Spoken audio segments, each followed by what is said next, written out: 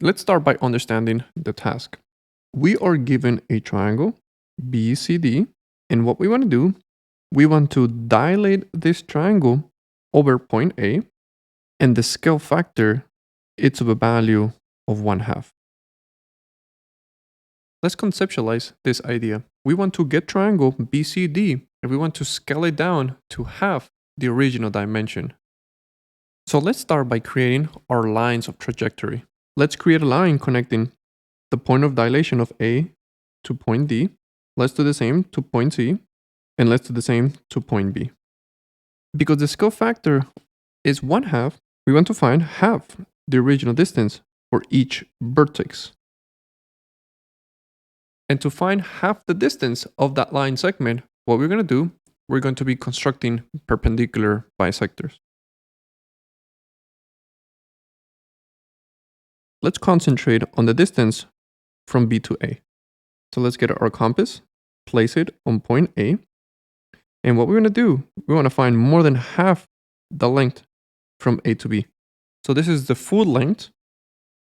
This is about half the length. So let's just do it more than a half.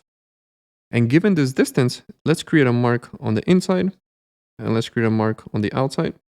Using the same length, now let's move the metal leg to point B. Let's look for the intersection on the inside, and let's look for the intersection on the outside. Let's clean this up a little bit. Now let's connect the two intersections that we have just found. Notice that this line that we have created, it intersects the line segment BA exactly at this location. Let's call it B prime. B prime is the midpoint between the line segment BA. Therefore, we have found half the distance from B to A. Now let's create another perpendicular bisector to find the midpoint between the line segment CA. So let's start by placing our compass, the metal leg, on point A, and measuring more than half the distance from A to C. Now that we have defined here, let's create a mark on the outside, and let's create a mark on the inside. Without changing the length of my compass, now let's move the metal leg to D, so C, and let's look for the intersection on the outside, and let's look for the intersection on the inside. Let's clean this up a little bit.